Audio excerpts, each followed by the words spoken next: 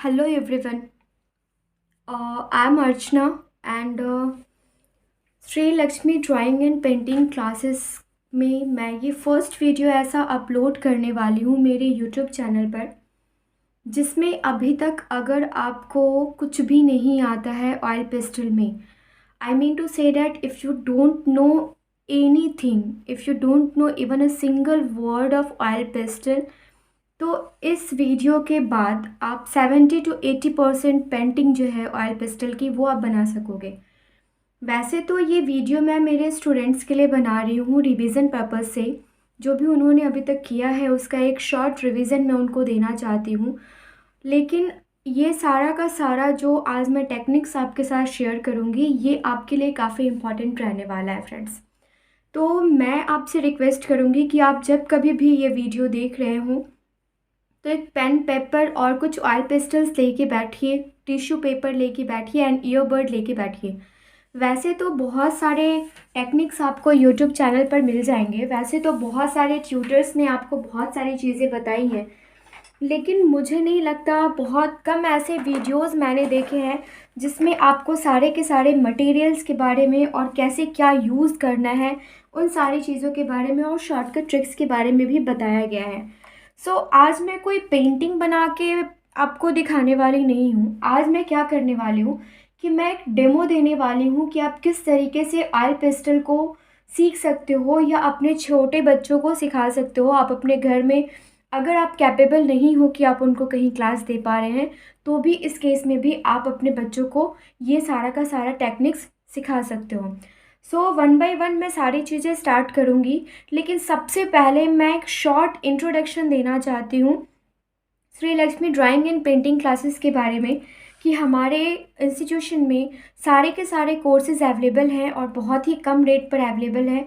अगर आप इसको इन सारे कोर्सेज़ को अप्लाई करना चाहते हैं एंड इन सारे कोर्सेज़ को सीखना चाहते हैं, तो लिंक डिस्क्रिप्शन बॉक्स में दिया हुआ है, कॉन्टैक्ट नंबर डिस्क्रिप्शन बॉक्स में दिया हुआ है, आप वहाँ जाके कॉन्टैक्ट कर सकते हैं। लेकिन आपको इन सारे वीडियोस को देखने के बाद अगर ऐसा फील होता है कि you need extra classes, then after I am telling you that you have to follow these all steps. लेकिन इस वीडियो के बाद आपको फील नहीं होगा कि आपको क्लासेस लेने की ज़रूरत है या फिर कोई भी चीज़ ऐसा रह गया है जो मैंने इसमें आपको नहीं बताया है। हम इसमें कुछ भी ऐसा बनाकर आपको दिखाने वाले नहीं हैं। आपके सारे के सारे प्रॉब्लम्स का सॉर्ट आउट मैं यहाँ पे करने वाली हूँ। आपके सारे के सारे प्रॉब्लम्स को यहाँ पे मैं लेकर आने वाली हूँ। आप क्या फेस करते हैं इनिशियल फेज़ से लेके एंड फेज़ तक। तो सबसे पहले तो बहुत सारे स्टूडेंट्स ऐसे होते हैं जिनको ड्राइंग में प्रॉब्लम होती है, उनको समझ में नहीं आता है कि ड्राइंग कैसे करना है। मैं उन बच्चों को भी ड्राइंग सिखाती हूँ जिनको इवन वो एक जीरो एक सर्कल तक नहीं बना सकते।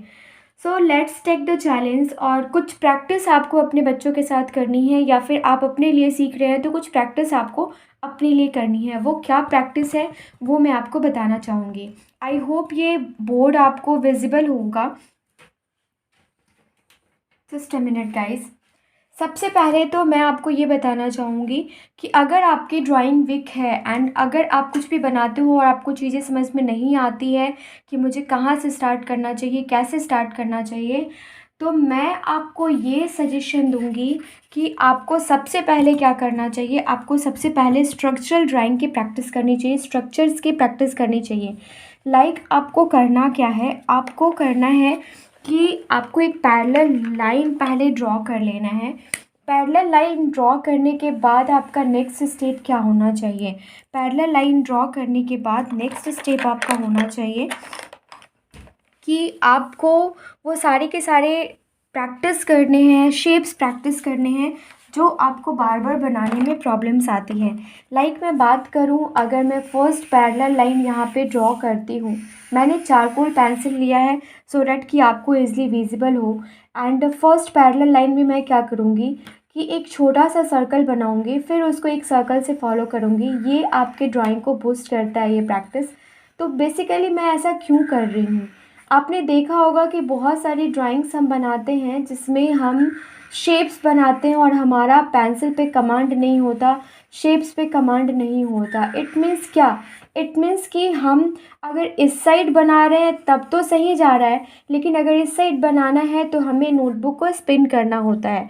तो इस चीज़ को अवॉइड करने के लिए आपको ये शेप्स प्रैक्टिस करने चाहिए।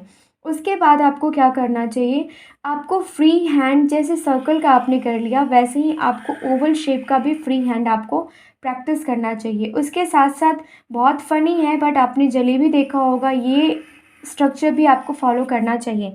लेकिन सिर्फ स्ट्रक्चर फॉलो नहीं करना चाहिए, आपको ये भी देखना चाहिए कि ये एक लाइन और दूसरे लाइन के बीच में, आई मीन जो भी स्ट्रक्चर आप बना रहे हो, सपोज़ आप सर्कल बना रहे हो तो सर्कल से एक सर्कल और दूसरे सर्कल के बीच में गैप जो है, ये गैप सेम मेंटेन होना चाहिए। ठीक है।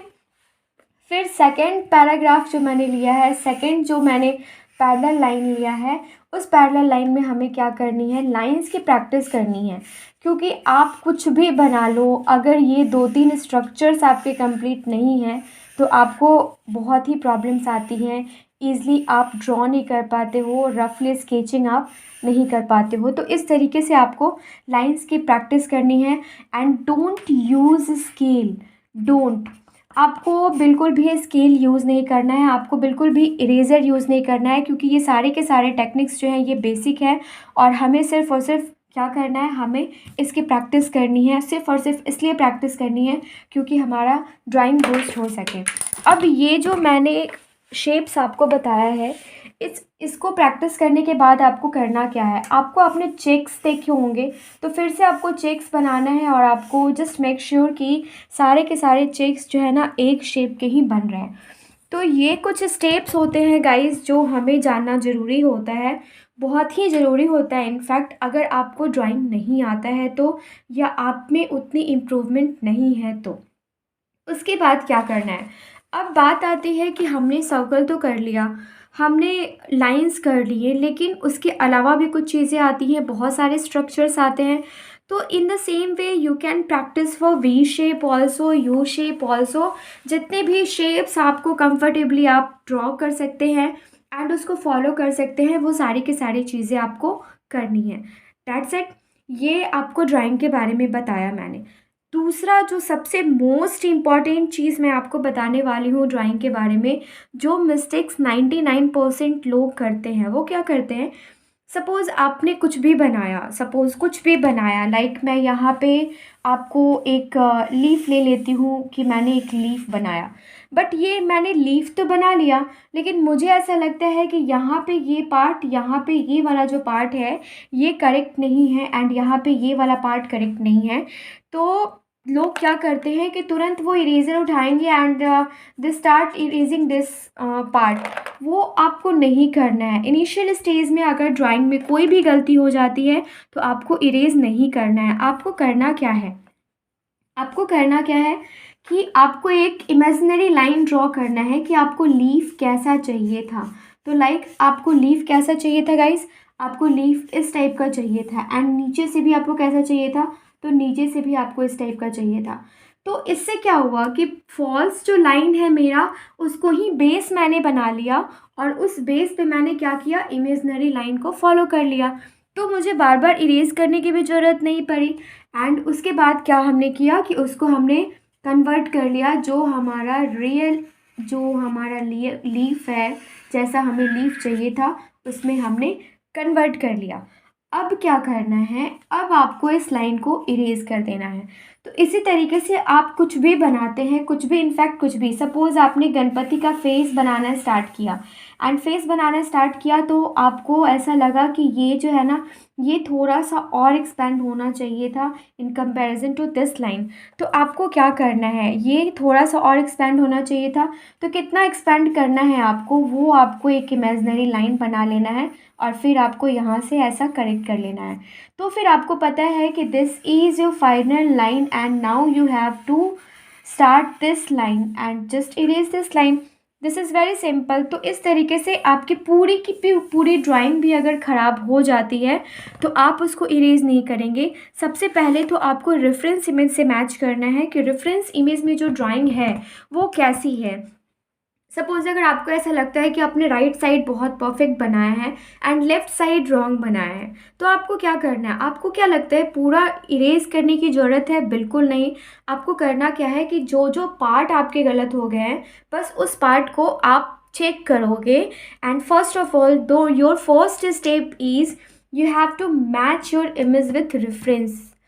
Don't forget that reference is your first teacher. आप किसी से भी सीख रहे हो, आप सेल्फ भी आप क्लासेस कर रहे हो या फिर कुछ भी कर रहे हो, लेकिन रेफरेंस जो होता है ये आपका फर्स्ट टीचर होता है, जो आपको बताता है जिस इमेज को आप देख के बना रहे हो। सपोज़ मेरे पीछे जो लीव्स है मैं उसको देख के बना रही हूँ, तो this is my reference actually. अब उसको देख के ही मैं यहाँ पे अगर कॉपी करूँगी, तो मैं जब मेरी गलती देखूँगी तो मैं किसके रिगार्डिंग देखूँगी? मैं इस रेफरेंस के रिगार्डिंग देखूँगी, राइट। सपोज़ मैं अब ये लीफ बना रही हूँ, ये मेरे पास कुछ लीव्स हैं, प्लांट्स हैं, मैं ये बना रही हूँ, तो मैं मेरे लिए क्या है? मेरे लिए ये रेफरेंस है, ना कि मैं जो इमेज बना रही हूँ वो रेफरेंस है। अगर वो इमेज गलत हो जाता है तो मैं क्या करूँगी? मैं उस इमेज को रेफरेंस से मैच करूँगी, और मैच करने के बाद जहाँ जहाँ थोड़ी थोड़ी गलती होगी उस तरीके से हम क्या करेंगे? उस तरीके से हम उसको करेक्ट करेंगे, और उसके बाद जो इनकरेक्ट लाइन है उसको इरेज कर लेंगे। आई होप ये 11 मिनट 10 मिनट जो आपको मैंने इस ड्राइंग पार्ट के लिए दिया है ये आपको काफ़ी हेल्प करेगा। और डैम श्योर आप मेरे नेक्स्ट क्लास में ज़रूर मुझे बताना। ये क्लास थोड़ा सा लंबा होने वाला है क्योंकि मैं सारे के सारे ट्रिक्स मैं कोशिश करूँगी कि मैं कर लूँ, बिकॉज़ अभी नाइट है एंड नाइट का 4 बज रहा है, तो इस वक्त कोई डिस्टर्बेंस नहीं है मुझे। तो मुझे ऐसा लगता है कि मैं ये सारी की सारी चीज़ें फटाफट आपको कंप्लीट करके वीडियो अपलोड कर सकती हूँ। सो ये प्रैक्टिस आप कर लेना फ्रेंड्स, एंड ट्रस्ट मी, आप इसको अगर 1 हफ्ते प्रैक्टिस में लेके आते हो ना, और कल से जो आप ड्राइंग बना रहे हो उसमें प्रैक्टिस में लेके आते हो, तो आप खुद देखोगे कि आपकी ड्राइंग कितनी इम्प्रूव हो जाती है। हम क्लासेस जाते हैं, बहुत टाइम लगता है अपनी ड्राइंग को इम्प्रूव करने में, समझ में नहीं आता है, बार बार इरेज करते हैं, बार बार मिटाते हैं। आपने कभी किसी आर्टिस्ट को देखा ऐसा करते हुए? नहीं ना। वो क्या करते हैं, वो जस्ट कि वो एक इमेजनरी लाइन बनाते हैं, एंड इमेजनरी लाइन बनाने के बाद वो क्या करते हैं कि उन सारे के सारे लाइंस को वो क्या करते हैं? फॉलो करते हैं। और जो लाइंस उनको नहीं लगता, तो वो लाइंस इतने लाइट होते हैं कि वो शेडिंग में ही चला जाता है। ठीक है, ये आपका फर्स्ट स्टेप जो मैंने प्रैक्टिस करना बताया वो ये है।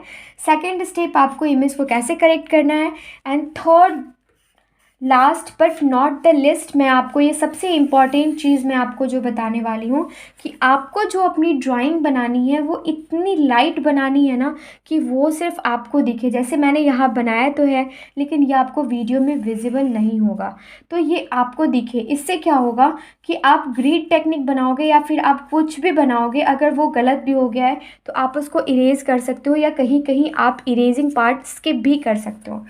ये सारी चीज़ें हो गई आपकी ड्राइंग के रिगार्डिंग। अब जो मैं आपको गाइस बताने वाली हूँ वो कुछ बहुत ही इम्पॉर्टेंट, कुछ ही ट्रिक्स बताऊँगी, लेकिन काफ़ी इम्पॉर्टेंट ट्रिक्स बताऊँगी जो आपने सोचा भी नहीं होगा किसी ड्राइंग में कि ऐसी ऐसी चीज़ें हम यहाँ पे इम्प्लीमेंट कर सकते हैं। अगर कोई ड्राइंग है सपोज़, और अगर आपसे पूछा जा रहा है कि आपको ऑयल पेस्टल यूज़ करना है, एंड ऑयल पेस्टल में you have to put the red colour, और रेड कलर के अंदर आपको एम्ब्रॉयडरी करना है, लाइक दुपट्टा का लेस बनाना है, एंड वो किस कलर से बनाना है? तो वो हमें बनाना तो है रेड कलर से, लेकिन उसके अंदर हमें क्या करने हैं? हमें डिज़ाइंस क्रिएट करने हैं। थोड़ा सा कन्फ्यूज़न होगा ना कि भाई रेड कलर है, ऑयल पेस्टल है, उसके अंदर डिज़ाइंस कैसे क्रिएट करेंगे? हाँ, हो सकता है कि हम पेंट यूज़ कर सकते हैं, हम मार्कर यूज़ कर सकते हैं, लेकिन अगर मैं बोलूँ कि बिना कुछ यूज़ किए हुए आपको बनाना है तो आप कैसे बनाएंगे? अब ज़रा इसको ध्यान से देखना आप। सपोज़ मैंने क्या किया कि मैंने ये एक दुपट्टा का कॉर्नर बनाया। आई होप ये आपको दिख रहा होगा। मैंने दुपट्टा का कॉर्नर बनाया, और मैंने इसको क्या किया? मैंने इसको रेड कलर से कलर कर दिया, क्योंकि मुझे कहा गया है कि रेड कलर से कलर होना चाहिए दुपट्टा का जो आपका बॉर्डर है। ठीक है, मैंने रफली इसको कलर कर दिया। अब इस एक दुपट्टे के बॉर्डर से ही मैं आपको ये सारी चीज़ें एटलीस्ट 3 से 4 ट्रिक्स बताने वाली हूँ कितनी बार आपने देखा होगा कि आप जब कलर करते हो या आपके बच्चे कलर करते हैं तो इस टाइप का लाइंस जो है ये वाइट डॉट्स विजिबल रह जाते हैं। तो इसको करने के लिए हम क्या करते हैं, इसको करने के लिए हम करते हैं कि जैसे ये वाइट डॉट्स विजिबल रह गए तो फिर हमें क्या करना है, हमको इसको एकदम घिस देना है, एकदम रेड कर देना है। फिर ये पैचेस आ जाते हैं, यहाँ पे नेल टच होता है और वो हर एक पेपर पे लगता है, वो गंदा होता है। और being a parents I can understand कि वो रेड कलर जो एक हफ्ते एटलीस्ट चलना चाहिए वो एक पेंटिंग में ख़त्म हो जाता है। इसको स्किप करने के लिए हम क्या कर सकते हैं, बहुत सारे टेक्निक्स हैं। लाइक कॉटन क्लॉथ्स जो है वो टेक्निक है, उससे आप यूज़ कर सकते हो। पेंसिल जो पेंसिल टाइप की एक स्टम्प आती है, this is actually blender stump, ये आप अपने बच्चों को दे सकते हो। इनफैक्ट अगर आप इसको नहीं भी देना चाहते हैं तो ईयरबड आपके घर में इजीली अवेलेबल होता है, आप ईयरबड दे सकते हो एंड टिश्यू पेपर दे सकते हो। जिन लोगों के पास स्टम्प नहीं है या जो लोग कंफर्टेबल नहीं है स्टम्प यूज़ करने के लिए, उनके लिए मैं टिश्यू पेपर का कुछ टेक्निक शेयर करना चाहूँगी, वो आपको ज़रूर देखना चाहिए। Suppose this is your tissue paper, कोशिश करना कि थोड़ा सा हार्ड टिश्यू पेपर लेना। एंड आपको मैं अभी मिक्सिंग टेक्निक बताने वाली हूँ, क्योंकि मैं इस 1-2 में ही आपको इतने सारे शॉर्टकट ट्रिक्स बता दूँगी जो आपके आने वाले किसी भी पेंटिंग में आपको काफ़ी हेल्प करेगा। तो मैंने इस टिश्यू पेपर को ले लिया है। अब मैं क्या करूँगी, इसको 2 इक्वल पार्ट्स में मैं क्या करूँगी, इसको फोल्ड करूँगी 2 इक्वल पार्ट्स में, राइट। तो इसको फोल्ड करने के बाद आपको वैसे करना क्या है कि एक स्क्वायर बनाना है। अब इतना बड़ा तो मैंने बना लिया है, मुझे इससे भी छोटा करना है। फिर से इसको रेक्टेंगल मैंने बनाया एंड फिर से इसको स्क्वायर बनाया। अब मैं क्या करूँगी कि इसके एक पॉइंट को ऐसे होल्ड करूँगी और एक पॉइंट को होल्ड करने के बाद मैं स्टम्प लाइक स्ट्रक्चर क्रिएट करूँगी। कैसे, देखो मैं यहाँ पे क्या कर रही हूँ, मैंने एक जगह पे होल्ड तो किया हुआ है और दूसरी जगह पेपर को मैं रैप करके ऐसा स्टम्प लाइक क्रिएटर स्ट्रक्चर जो है वो मैंने क्रिएट कर लिया। अब देखो स्टम्प, ये आपने स्टम्प देखा और ये आपने टिश्यू पेपर देखा, हो गया ना, स्टम्प बन गया ना। तो ये आप कर सकते हो। अब इसका यूज़ क्या है, अब इसका यूज़ हमें समझना है। सबसे पहले तो ये जो वाइट पैचेस हैं आप इसको ईज़िली मिक्स कर सकते हैं, आप इसको ईज़िली रिमूव कर सकते हैं। कई बार ऐसा होता है कि हमें ना पेंट करने का मन होता है बट हमारे पास पेंट नहीं होता है, तो उस केस में हम क्या कर सकते हैं कि पेंट करने का मन है और पेंट नहीं है, ऑयल पेस्टल है, तो आप ये मत समझो कि ऑयल पेस्टल से आप पेंट का इफ़ेक्ट नहीं दे सकते हो, आप 110% पेंट का इफ़ेक्ट दे सकते हो। जैसा कि मैं ये मिक्स कर रही हूँ, आप क्लोज देख सकते हैं कि आपको कहीं से भी नहीं लगेगा कि ये ऑयल पेस्टल है। ये मिक्सिंग करने के बाद पेंट का ही इफ़ेक्ट देता है और सारे के सारे वाइट पैचेस जो विजिबल हैं ये सारे के सारे इनविजिबल हो जाते हैं। इट्स अप टू यू, अगर आप टेक्सचर पेपर यूज़ कर रहे हो तो आप राउंड राउंड करके आप इसको मिक्स कर लेंगे, क्योंकि टेक्सचर पेपर में अंदर तक नहीं जाता है। And if you are using plain paper, आपको सिंपली इसको ऐसे मूव करना है और आप इसको ब्लेंड कर सकते हो, ईजिली ब्लेंड कर सकते हो। तो ये पेंट लाइक स्ट्रक्चर आपने इसको दे दिया। अब इसका बेनिफिट क्या है, ड्राइंग भी अच्छी दिखेगी, कलरिंग भी अच्छा दिखेगा। लेकिन अगर आप इस पर ऐसे मूव भी करते हो फिंगर, तो आपके फिंगर गंदे नहीं होते हैं, आपकी पेंटिंग जो है वो गंदी नहीं होगी। इसमें ज़्यादा कलर डालने पे क्या होता है, थोड़ा सा भी हाथ लगा और ये ऐसा बाहर चला आता है। तो आप इस टेक्निक को यूज़ कर सकते हैं। दूसरा आप क्या यूज़ कर सकते हैं, सपोज़ कि आपको ना ब्लू कलर का कुछ बनाना है, कुछ ड्रॉ करना है एंड ब्लू कलर के अंदर जो है ना वो लाइट कुछ कलर्स करने हैं। लाइट कलर में मैं आपके लिए क्या ले लूँ जो यहाँ पे विजिबल हो, तो चलो मैं यहाँ पे ग्रीन ले रही हूँ। ग्रीन कलर आपको ऐसा करना है। तो बच्चों को अगर आप ऐसा करने के लिए बोलोगे या हम बड़े भी जब ऐसा करते हैं तो क्या होता है यार, ये दोनों कलर ना मिक्स करते करते अगर जब हम मिक्स करते हैं तो ये ब्लू ग्रीन से मिक्स हो जाता है और ग्रीन ब्लू से मिक्स हो जाता है। उस केस में भी आपको क्या करना है, इस टिश्यू पेपर का स्टम्प बनाना है और आपको मिक्स करना है। कैसे, जस्ट लाइक कि मैं यहाँ पे स्टम्प ले रही हूँ, मैं स्टम्प से भी आपको बता रही हूँ। और स्टम्प से मैंने क्या किया कि स्टम्प से सबसे पहले तो मैंने ये आउटलाइन को मिक्स कर लिया। तो स्टम्प से जब मैं आउटलाइन मिक्स करूँगी ना तो ये एक प्रॉपर शेड दे देगा कि मैंने स्केच पेन यूज़ किया है, मैंने क्या यूज़ किया है, मैंने पेंट यूज़ किया है। अब ये जितना फैलना था, जितना स्प्रेड होना था वो मैंने कर दिया, राइट। अब आपको क्या करना है, आप इसी एक टिश्यू पेपर को बार बार यूज़ कर सकते हैं। हर एक कलर के लिए अलग अलग यूज़ करने की ज़रूरत नहीं है। जस्ट आप उसका फोल्ड जो है वो ओपन कीजिए और आप उसको कन्वर्ट कर सकते हैं दूसरे साइड में। अब मैं क्या करूँगी, मैं ये ग्रीन कलर मुझे जहाँ जहाँ स्प्रेड करना है वहाँ वहाँ ये ग्रीन कलर मैं ऐसे स्प्रेड कर दूँगी। तो मैंने आपको क्या बताया कि आप सिर्फ़ और सिर्फ मिक्सिंग पर्पस से नहीं, आउटलाइन कर रहे हो और वो आउटलाइन इवन टोन में नहीं आ रहा है, तो भी उस आउटलाइन को इवन टोन में लाने के लिए आप इस स्टम्प का, आई मीन इस पेपर का यूज़ आप कर सकते हैं। तो इससे आपको क्या समझ में आया, आप पोर्ट्रेट भी बनाना चाहें, किसी भी टाइप की पेंटिंग आप बनाना चाहें तो आप इजीली किससे बना सकते हैं, ये जो आपका ऑयल पेस्टल है उससे बना सकते हैं। पहला तो टेक्निक मैंने आपको बताया कि आपको किस तरीके से स्टम्प यूज़ करना है, किस तरीके से टिश्यू पेपर यूज़ करना है, and same way in the same way you can use earbud too. उसके बाद मैंने आपको बताया कि पेंट लाइक शेड कैसे देने हैं अपनी पेंटिंग को। तो पेंट लाइक शेड देने के लिए आपको क्या करना है, सबसे पहले तो जो वाइट पैचेस दिखते हैं ना यार, हमने अगर बोल दिया कि हमें लीफ ग्रीन चाहिए तो ग्रीन मतलब ग्रीन होता है, पूरा ग्रीन चाहिए तो ग्रीन चाहिए।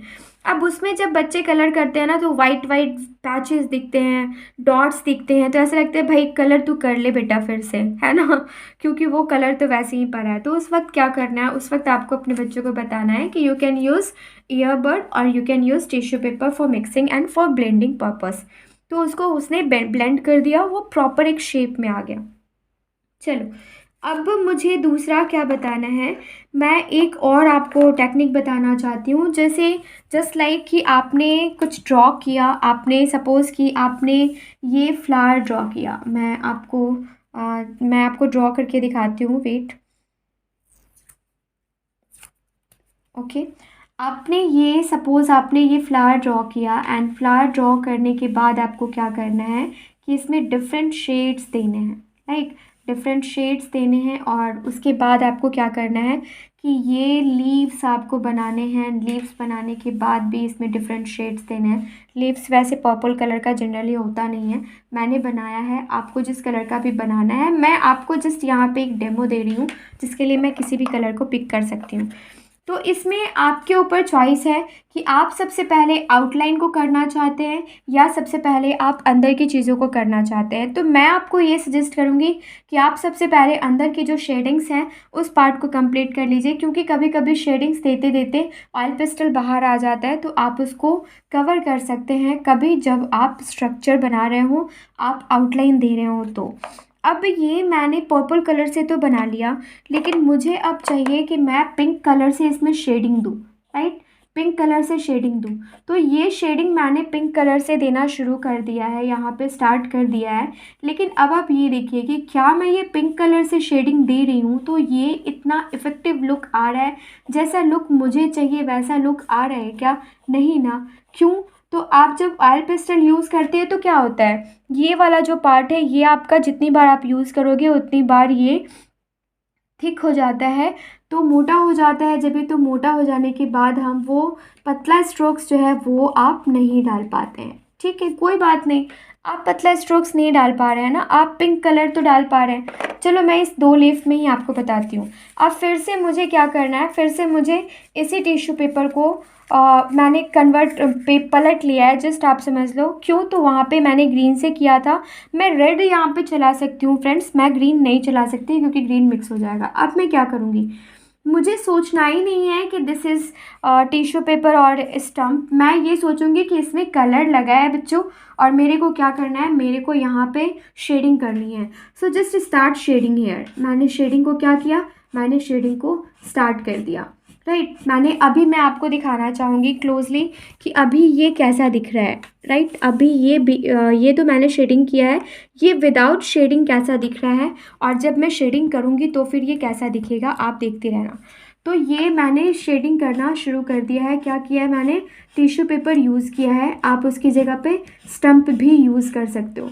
अब मुझे ऐसा लग रहा है कि ये जो मैंने शेडिंग किया है, ये शेडिंग में थोड़ा सा रेड भी मिक्स होना चाहिए।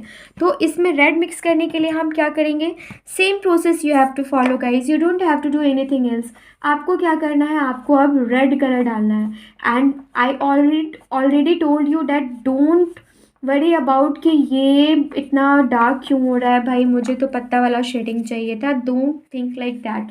आपको क्या करना है, अगेन आपको आपकी पॉइंट जितनी पतली होगी उतनी पतली आप शेडिंग कर दोगे, ठीक है। तो ये एक हो गया टिश्यू पेपर का कमाल, ये एक हो गया स्टम्प का कमाल। अब क्या करना है, यहाँ तो रेड कलर बाहर नहीं आया है, लेकिन सपोज़ मैं ये रेड कलर थोड़ा थोड़ा बाहर ले लेती हूँ, थोड़ा क्या ना कि गलत अगर नहीं होगा तो मैं आपको सही चीज़ें बता नहीं पाऊँगी, करेक्शन बता नहीं पाऊँगी।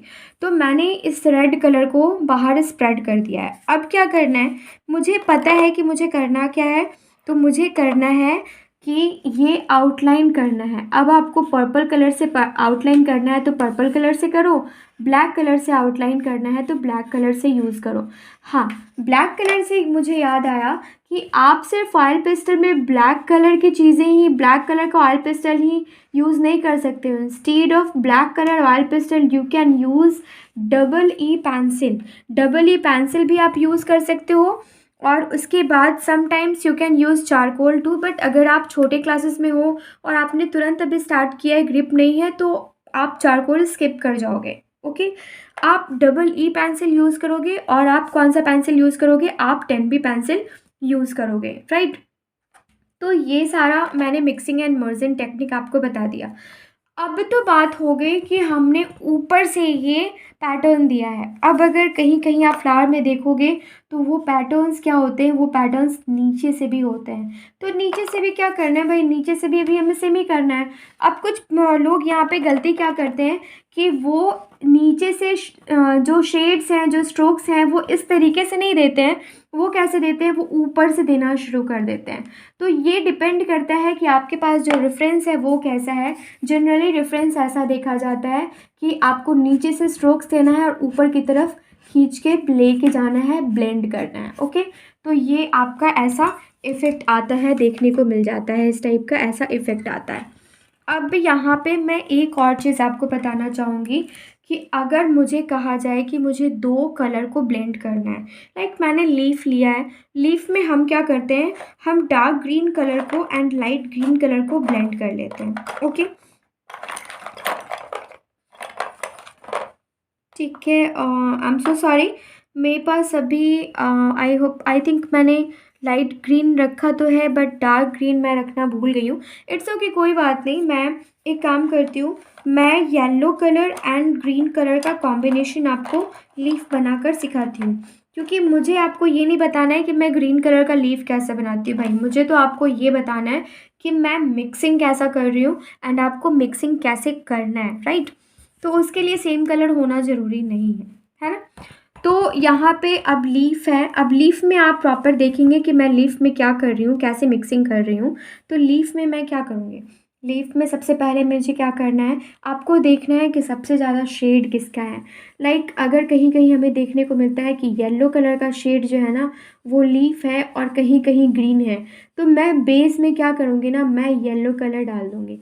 अब मैंने बेस में क्या किया, मैंने बेस में डाल दिया येलो कलर। अब येलो कलर डालने के बाद आपको क्या करना है, आपको इसको अच्छे से मिक्स कर लेना है, ठीक है। मिक्स कर लेना है क्योंकि ये आपका बेस है, तो बेस इक्वल होना चाहिए। आपने कभी वॉल पेंट होते हुए देखा होगा, तो वॉल पेंट जब होता है तो प्राइमरी कलर जब डालते हैं, जब बेस डालते हैं तो क्या डालते हैं, एक कोट पूरा डालते हैं, उसको सूखने देते हैं। तो उसी तरीके से इसको सूखने देना है। अब इसका मतलब ये बिल्कुल नहीं कि सुखाने के लिए धूप में रख देना। यहाँ सूखने का मतलब ये है कि आपको इसको इस तरीके से ब्लेंड कर देना है, मिक्स कर देना है कि इसके जो पैचेस होंगे ना, कहीं कहीं वो जो टीनी पैचेस आपको देखने को मिलते हो ऑयल पेस्टल पे, जैसे देखो ना, यहाँ पे ये ऑयल पेस्टल है और यहाँ पे आपको पैचेस देखने को मिल रहे होंगे, दूसरे कलर्स के पैचेस देखने को मिल रहे होंगे।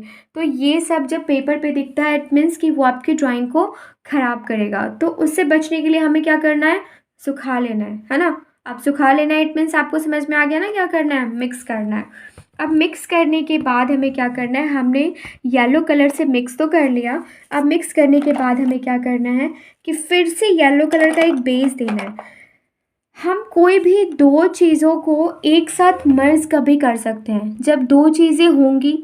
अब जो ये येलो कलर हमने दिया है ये भाई साहब तो मिक्स हो लिए, तो अब जब ये मिक्स हो लिए तो अब कलर जब बाकी रहेगा तब भी तो हम दो कलर को मिक्स कर सकते हैं ना।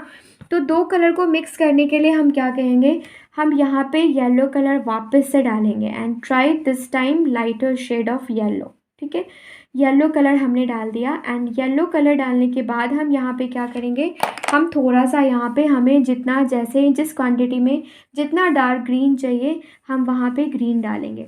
अब ग्रीन डालने के बाद आपको क्या करना है, यहाँ पे आपको टिश्यू पेपर यूज़ नहीं करना है। यहाँ पे मैं बड़े बच्चों को ये सजेशन दूंगी कि you can use your finger for mixing, बहुत अच्छी मिक्सिंग होगी। और अगर आप फिंगर से कंफर्टेबल नहीं हो, छोटे बच्चे कंफर्टेबल नहीं होते हैं, तो छोटे बच्चे क्या यूज़ कर सकते हैं, छोटे बच्चे उस केस में ईयरबड यूज़ कर सकते हैं। जैसे मैं क्लोज आपको करके दिखाती हूँ, मैं आपको मिक्सिंग करके दिखाती हूँ रेड कलर की और पिंक कलर की, राइट। तो ये मैंने एक बड़ा सा सर्कल बनाया है और ये इसके अंदर जो मैं डालूँगी वो क्या डालूँगी, वो पिंक कलर डालूँगी।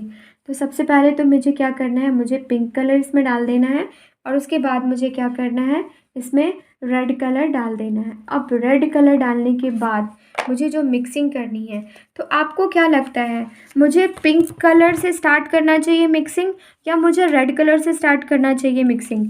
आई थिंक ये फिर डिपेंड करता है रेफरेंस पे कि रेड कलर ज़्यादा कवर किया है या फिर पिंक कलर ज़्यादा कवर किया है। वैसे अगर कुछ भी ऐसा रेफरेंस में नहीं है तो आपको लाइटर शेड भी तो दिखाना है ना।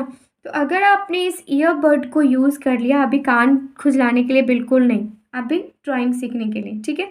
अगर आपने इस ईयरबड को यूज़ कर लिया डार्क शेड के लिए, आई मीन रेड शेड के लिए, तो आपको लगता है कि ये डार्क करते करते इसमें जब डार्क रेड पैचेस पड़ेंगे तो ये जब पिंक पे जाएगा तो वो पिंक को डार्क नहीं करेगा, करेगा ना।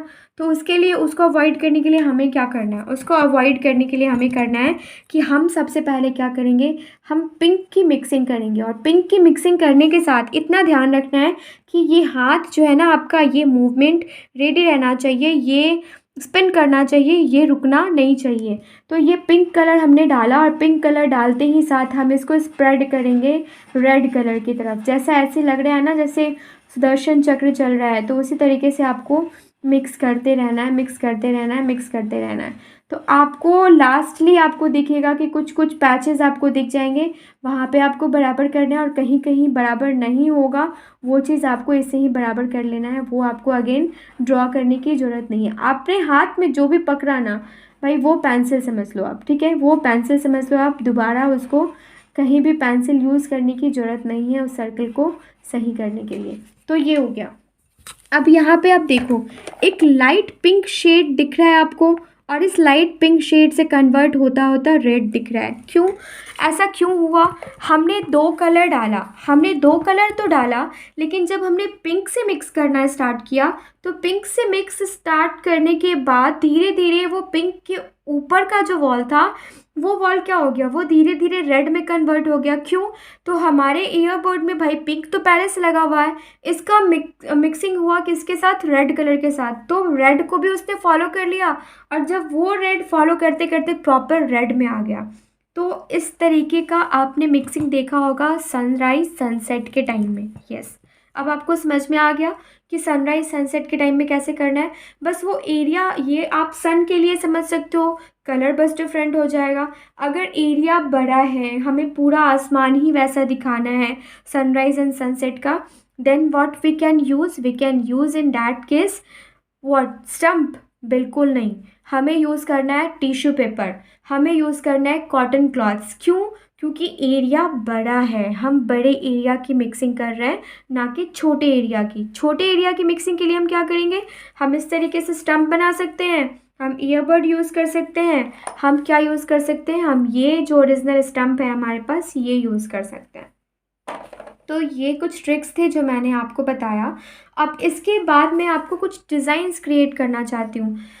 आपने स्क्रैचर देखा है? आप सबने देखा होगा, मैं भी कैसा सवाल कर रही हूँ, मैं बेवकूफ़ वाली बात कभी कभी हो जाती है। तो आपने आपने करना क्या है कि आपने ना जैसे कोई भी सर्कल बना लिया, कुछ भी बना लिया। अब उसको बनाने के बाद सपोज़ कि मेरे टी शर्ट का ये बॉर्डर है, ये आपको बनाना है, बट दिस इज़ प्लेन। अगर मैं आपको बोलूँ कि आप डिज़ाइंस क्रिएट करो, ये टी शर्ट बनाओ और ये डिज़ाइन क्रिएट करो, तो फिर कैसे करोगे? तो फिर थोड़ा कन्फ्यूज़न होगा कि यार टी शर्ट बनाओ और वो भी ऑयल पेस्टल से डिज़ाइन क्रिएट करो। तो कुछ स्टूडेंट्स मेरे जो हैं बच्चे, वो क्या करते हैं कि वो दे स्टार्ट पिंचिंग की ये कलर लिया और टिप टैप करके पूरे टी शर्ट पे डिफरेंट डिफरेंट कलर्स डाल दिए। मैम ये लो बन गया। स्केच पेन लिया, फ्लावर बना लिया, ये लो बन गया। लेकिन क्या होना चाहिए, मैंने उनको तो बता दिया है, अब ये बारी आपकी है कि मैं आपसे ये ट्रिक शेयर करूं। आपके पास स्क्रैचर है, राइट? आपके पास स्क्रैचर नहीं है तो सेफ्टी पिन तो है, सेफ्टी पिन नहीं है तो पेपर पिन है, पेपर पिन नहीं है तो और भी बहुत सारी पॉइंटेड चीज़ होती हैं। और कुछ चीज़ें आप हमेशा, अगर आप आर्ट लाइन से जुड़े हो तो अपने पास संभाल के रखना। जैसे क्या? तो सेफ्टी पिन, पेपर पिन और निडल। दूसरा आपको संभाल के रखना है क्या? मैं यार नाम भूल जाती हूँ कभी कभी। जस्ट अ मिनट गाइस, मैं आपको बताती हूँ। दूसरा आपको संभाल के रखना है आपका refill. Yes, refill. Refill it means कि जो पेन का रिफ़िल ख़त्म हो जाता है ना, चाहे वो बॉल पॉइंट पेन हो, चाहे वो जेल पॉइंट पेन हो। अब दो तरीके का रिफ़िल आता है, एक जिसका जो नीचे का जो पॉइंट होता है ना वो थिक होता है और एक थिन होता है। तो आपको दोनों ही, अब ये मत करना कि वो नीचे का पॉइंट निकाल के रख लेना, वो किसी काम का नहीं, वो तो हाथ से भी नहीं पकड़ा जाना। अपने को करना क्या है? अपने को करना है, अपने को मांगते हैं क्या? पूरा का पूरा रिफिल। वो पूरा का पूरा रिफिल लेके अपने पास बैठ जाना। ऐसे एक बॉक्स बना लेना और उसमें वो सारी की सारी चीज़ें रख लेना। जैसे घड़ी वाले के पास जाओगे ना तो वो बहुत छोटी छोटी चीज़ें रखती हैं, हमें तो कचरा लगता है लेकिन भाई उनके यूज़ की होती है। उसी तरीके से ये आपके घर वालों को कचरा लग सकता है लेकिन आपकी चीज़ों की हेल्प की चीज़ें होंगी। तो अब हमें क्या करना है? अब हमें डिज़ाइन क्रिएट करना सीखना है। अब चलो थोड़ा क्लोज आते हैं, एंड क्लोज आने के बाद क्या करेंगे हम लोग? डिज़ाइंस क्रिएट करेंगे।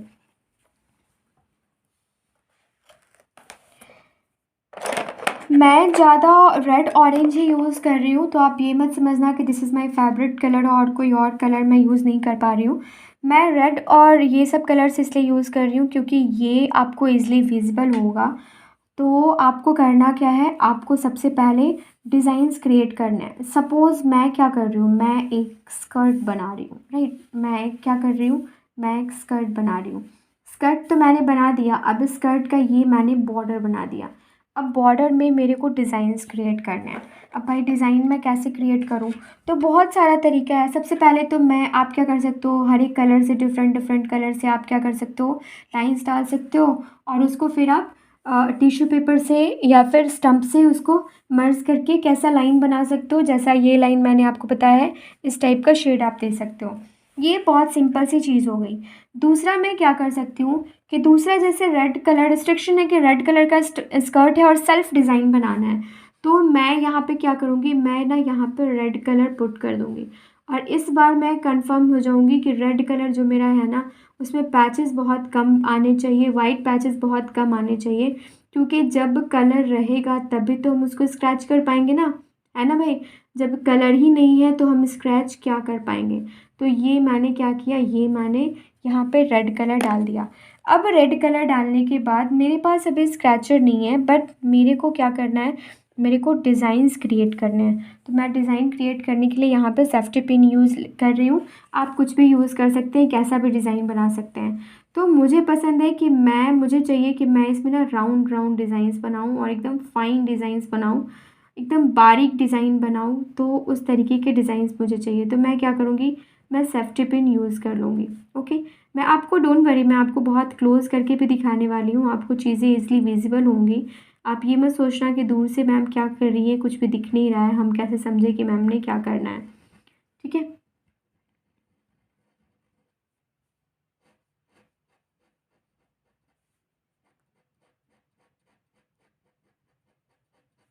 अब देखो, अब ये डिज़ाइंस मैंने बना दिया। अब आई होप ये डिज़ाइंस आपको ईजिली विजिबल होंगे, है ना? ईज़िली विजिबल है ना? कहाँ पे विजिबल है? तो ये देखो यहाँ पे मैंने डिज़ाइंस बनाया है, ठीक है।